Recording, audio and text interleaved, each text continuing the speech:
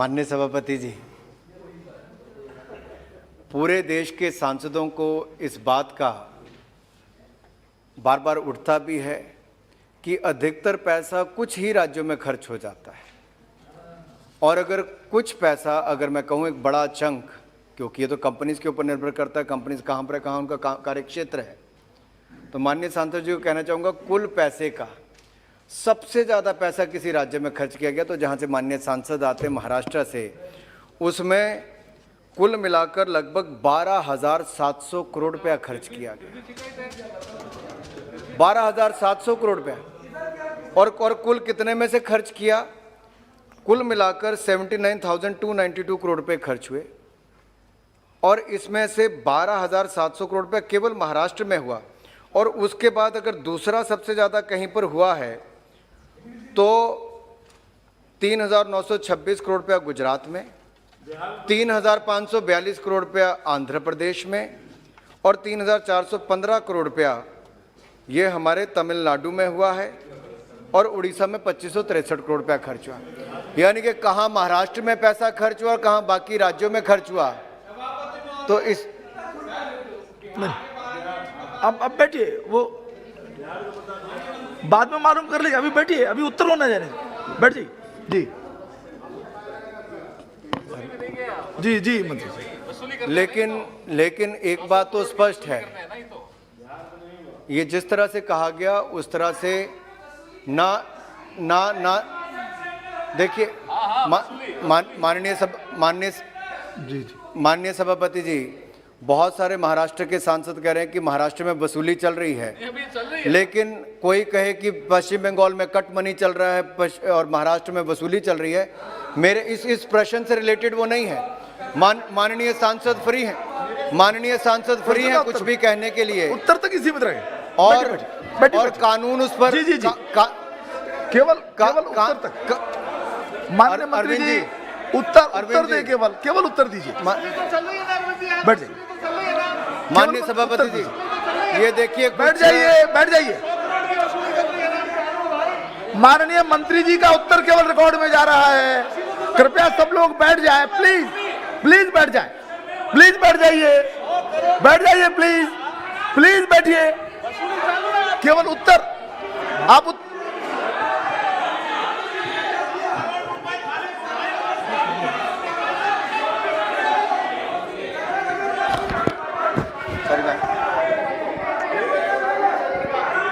कर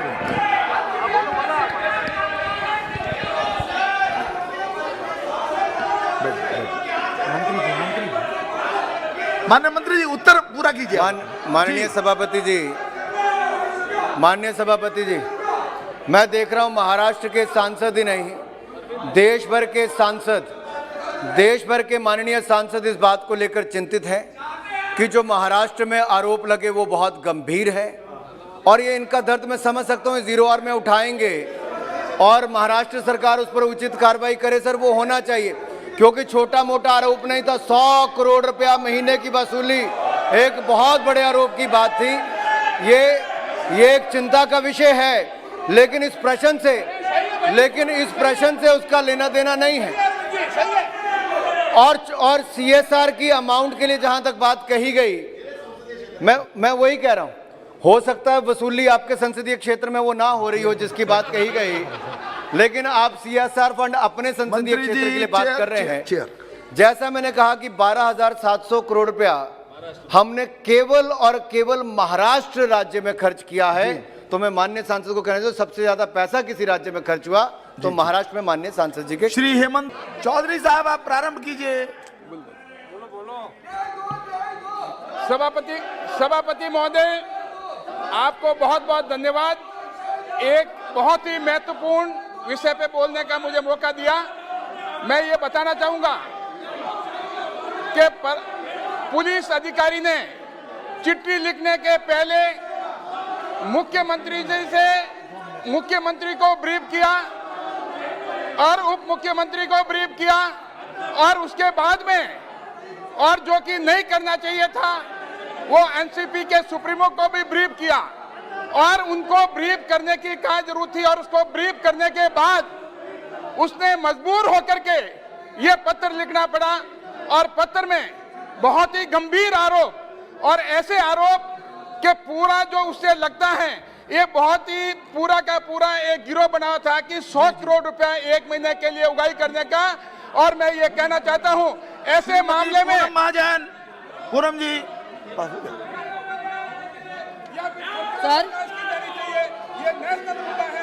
सर ये 3 पहियों की सरकार है, एक पहिया दूसरे के साथ चल नहीं रहा है। महाराष्ट्र में ये सवाल उठाया जा रहा है कि आज एक डीजी लेवल के आईपीएस ऑफिसर जब कह रहे हैं कि एक एपीआई को 100 करोड़ महीने की वसूली करने कहा जा रहा है, तो आप उसका गणित करेंगे 100 करोड़ इंटू 12 महीने, मतलब आप सोचिए 1200 करोड़। और उसके बाद आने वाले 5 साल जब एक एपीआई से 6000 करोड़ की अपेक्षा हो रही होगी, तो आप सोचिए राष्ट्रवादी कांग्रेस पार्टी एनसीपी के गृह मंत्री और कितने एपीआई से पैसा वसूल करना चाहते हैं, ये भी बहुत सवालिया निशान खड़ा रहता है। दूसरी जरूरी बात सर, मुझे ये समझ नहीं आ रहा है, जब गृह मंत्री नेशनलिस्ट कांग्रेस पार्टी का है, वो हिम्मत कर रहे हैं कि हम पैसा भी लेंगे और हम हमारा इस्तीफा भी नहीं देंगे, तो शिवसेना को मिर्ची लगी है, इसका मुझे समझ नहीं आ रहा है कौन किसी की चाकरी कर रहा है और कौन किसके लिए काम कर रहा है। हम इसका विरोध करते हैं और आज हम ये मांग करते हैं। अध्यक्ष महोदय, या महाराष्ट्रामध्ये आजपर्यंत गुन्हेगार खंडणी मागत होते, आता सरकार खंडणी मागायला लागले, गृहमंत्री खंडणी मागायला लागले, म्हणजे कुंपण शेत खायला लागले, पाण्याला तहान लागले आणि सरकार भ्रष्ट होत चालले। त्यामुळे ताबडतोब महाराष्ट्रामध्ये राष्ट्रपती राजवट लागू करा आणि या गुन्हेगारांना आतमध्ये टाका, ही आमची सगळ्या सभागृहात मागणी आहे। महाराष्ट्रामध्ये कायदा सुव्यवस्था राहिलेली नाही, कायदा सुव्यवस्थेचे दिंडोडे उडालेत। महाराष्ट्र राज्य आज एक कायदा सुव्यवस्थेत पूर्णपणे बुडालेला आहे। पोलीस खंडणी मागायला लागलेले आहेत, त्या पोलिसांना मंत्र्यांचा आशीर्वाद आहे, मुख्यमंत्र्यांचा आशीर्वाद आहे। श्री रवनीश सिंह जी बोलिए प्लीज। आपका बहुत बहुत धन्यवाद। जिस हिसाब से मेरे कॉलीग्स ये हाउस में ये बता रहे हैं महाराष्ट्र में किस तरीके से खंडनी वसूली का काम किया जा रहा है, मैं आपको बताना चाहूंगी, जो व्यक्ति 16 साल सस्पेंड रहा, जो व्यक्ति 60 दिन पुलिस स्टेशन में रहा, जेल में रहा, उसे फिर से रीजॉइनिंग किस बेस पे की गई? जब बीजेपी की सरकार थी, जब उद्धव साहब ने खुद माननीय देवेंद्र फडणवीस साहब को फोन किया और उन्होंने कहा इस व्यक्ति को, सचिन वाजे को, इनको रीस्टेट कराना चाहिए, रीजॉइनिंग सर्विस देनी चाहिए, तब आदरणीय फडणवीस साहब ने उन्होंने स्पष्ट नकार दी। उनकी पूरी हिस्ट्री देखते बराबर उन्होंने नकार देते हुए उन्हें ज्वाइनिंग नहीं कराई। जिस दिन उद्धव ठाकरे की सरकार आई, ठाकरे सरकार चेयर पे बैठे, उसी वक्त परम सिंह जी को फोन करके उन्होंने पहला काम कराया कि सचिन वाजे को ज्वाइन करवाइए।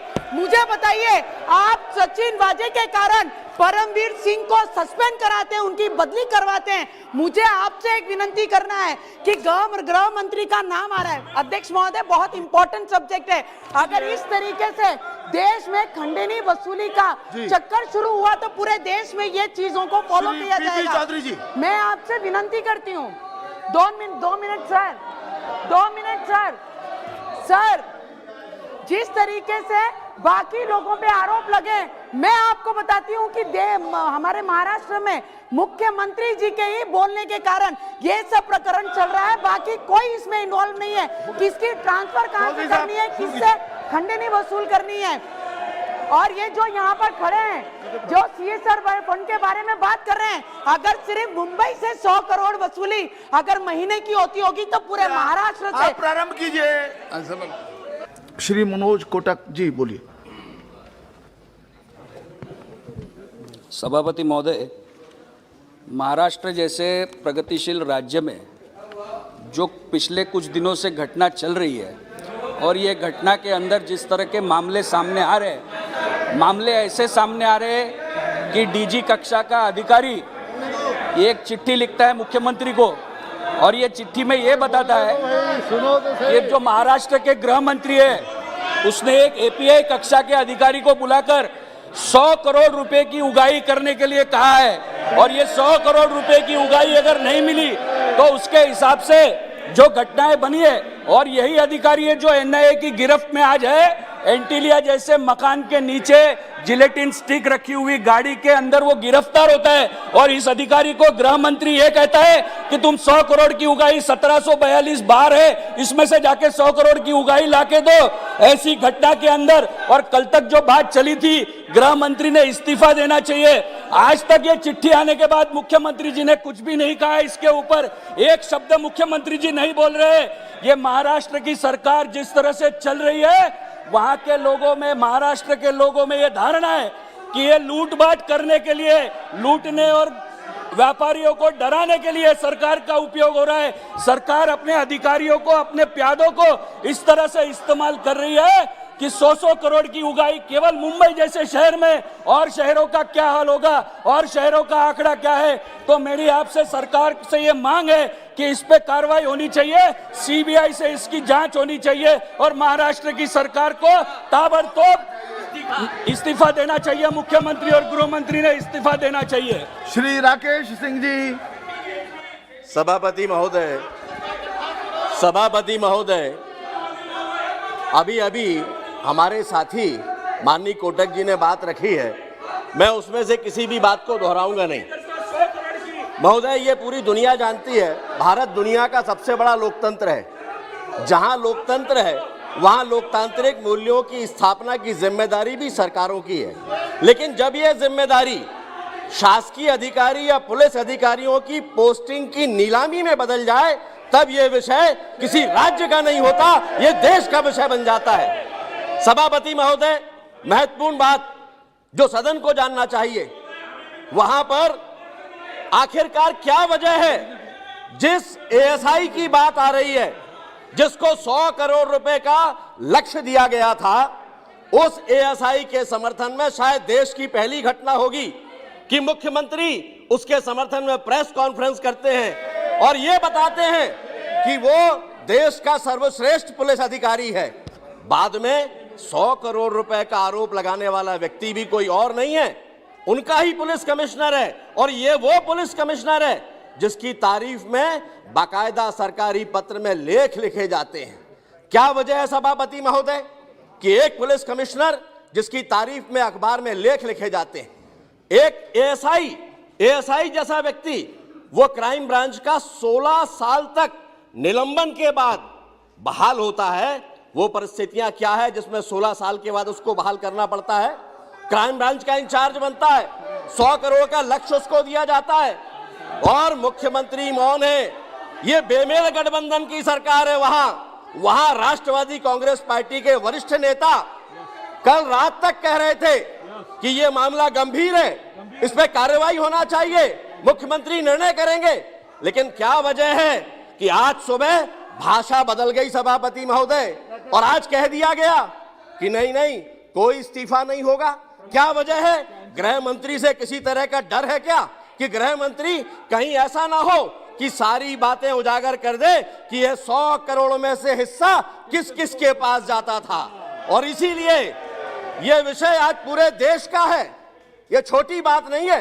किसी देश के किसी प्रांत के गृह मंत्री के ऊपर यह आरोप लगाए एक पुलिस अधिकारी, डीजीपी स्तर का पुलिस अधिकारी, कि 100 करोड़ का लक्ष्य दिया है। पूरी की पूरी सरकार मौन है। पूरा देश जानना चाहता है कि एक जिले में 100 करोड़ रुपए तो पूरे महाराष्ट्र में कितने हजार करोड़ की वसूली थी, इसकी जानकारी देश को चाहिए। और इसीलिए मैं आग्रह करता हूं आपसे, आपके माध्यम से, कि इसकी निष्पक्ष जांच होना चाहिए। मुख्यमंत्री सहित पूरी सरकार को इस्तीफा देना चाहिए और केंद्रीय जांच एजेंसियों से इसकी निष्पक्ष जांच कराई जाना चाहिए। श्री कपिल पाटिल।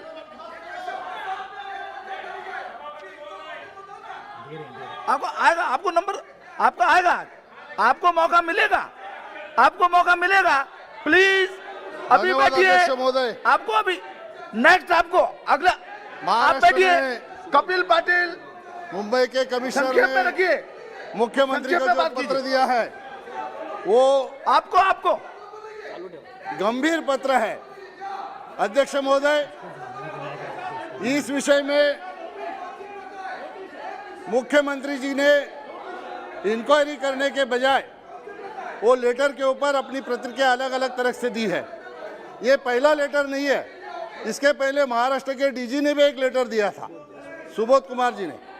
वो वहाँ से जो महाराष्ट्र सरकार में चला है ये सब घोटाला, उसको कंट्रोल के वो प्रतिनियुक्ति पे केंद्र सरकार में आ गए। जो नेक्स्ट आपको है 100 करोड़ रुपया एक पीआई को बोला जाता है, एपीआई को बोला जाता है वसूल करने के लिए, ये अति गंभीर बात है। संक्षेप मैं आपके माध्यम से सदन को जी ये बताना चाहता हूँ कि कल इस मामले में ये वरिष्ठ नेताजी ने कहा था कि मामला अति गंभीर है, लेकिन शाम तक क्या परिवर्तन हो गया पता नहीं। बाद में कहा गया कि अभी रिजाइन देने की जरूरत नहीं है। इसका मतलब ऐसा है कि शायद गृह मंत्री जी ने बोला होगा कि अगर मेरा रिजाइन लिया तो मैं सारे नाम ले लूंगा, सबकी पोल खोल दूंगा। ऐसा अगर हुआ है तो इसकी जानकारी न्यायिक सभापति महोदय